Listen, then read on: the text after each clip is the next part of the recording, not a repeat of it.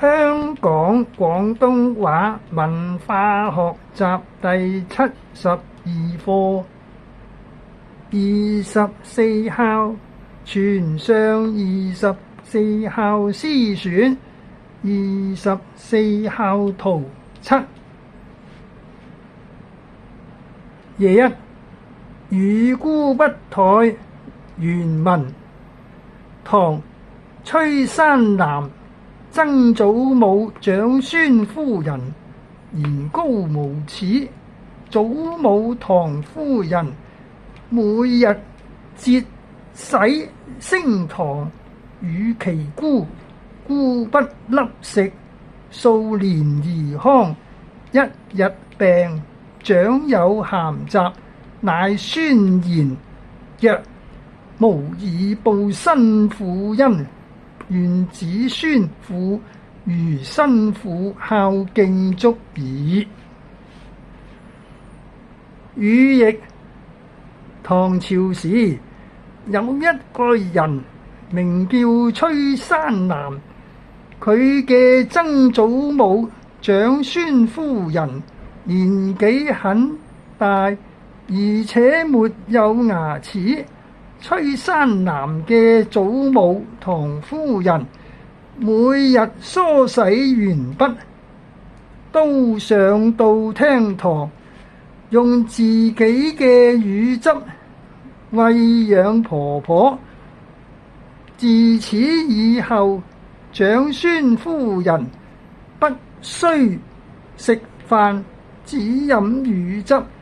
如此經過好幾年，長孫夫人身體仍然健康。有一日，長孫夫人生病，全家上上下下老的嫩的都齊集起來。長孫夫人對所有人講：我嘅媳婦對我孝順的恩惠沒有什麼可以回報，但希望他以後的子孫嘅媳婦都能夠好似他唐夫人對我咁樣孝順就足夠啦。22埋兒奉母原文漢郭巨家貧，有子3歲，母常減食與之。巨為妻曰：貧乏不能供母，只有分母之食，合埋此子，兒可再有，母不可復得，妻不敢為。巨遂掘坑3尺餘，忽見黃金1副，上云：天賜孝子。郭巨官不得取，民不得奪。22埋兒奉母語譯：漢朝時有一個人名叫郭巨，佢家境貧窮。郭巨有一個3歲仔。郭巨嘅母親時時會自己食少啲，將節省下來的留俾孫仔食。郭巨就對妻子講：我哋實在太窮，供養母親很吃力，兒子又分薄咗母親嘅食物，不如將兒子埋葬，好不好？兒子死咗，我哋可以再生一個，但母親若果死去，就不能復活。郭巨嘅妻子不敢違背郭巨，郭巨於是掘坑，掘到大約3尺幾時，忽然看見一窩黃金，鍋上有文字寫明，這是上天賜給孝子國具，當官的不能攞走，平民不得搶奪。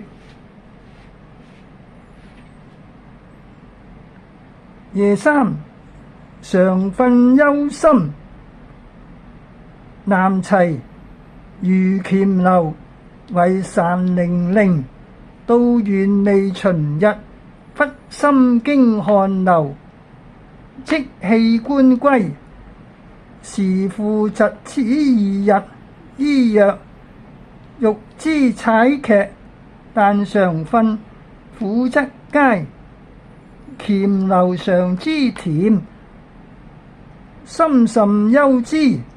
每夕啟爽不臣，求以身代父死，亦卒。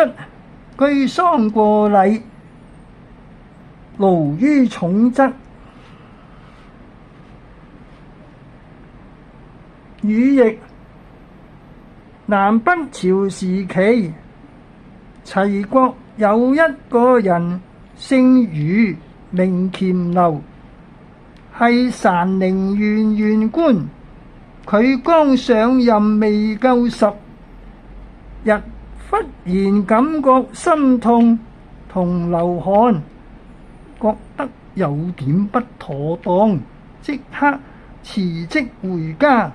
當時黔驢嘅父親剛病咗2日，醫生對黔驢講：如果想知道病情會好轉或轉差，只要用口舌嘗一下病人糞便嘅味道，味道是苦的，就容易醫治。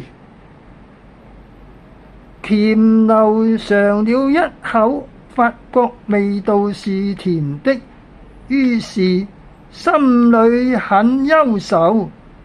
每天晚上，黔驢跪着對北極星叩頭，祈求上天保佑佢嘅父親，並且願以自己的生命替代父親的死亡。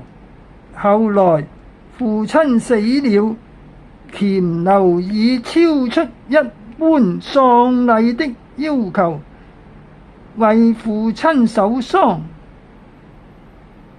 並且在墳旁搭草舍服喪。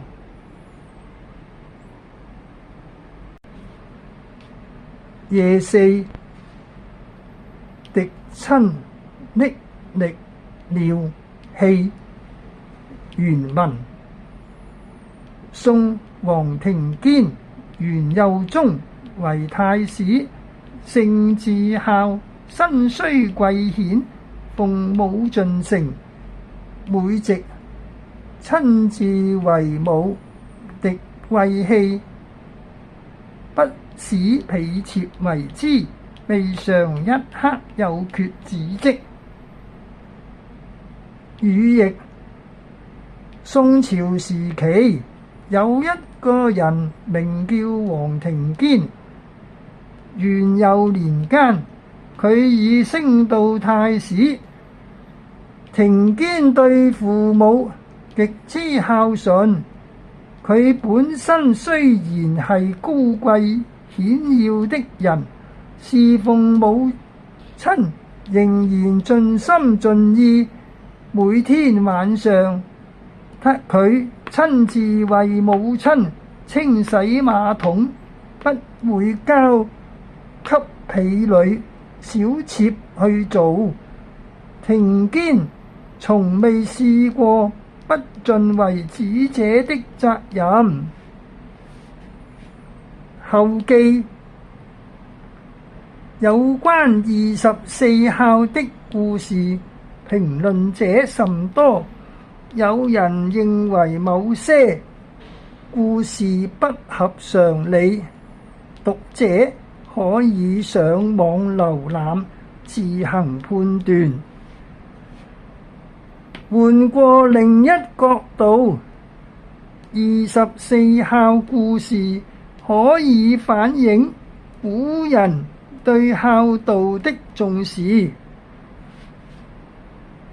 與及古代的社會狀況，值得一讀。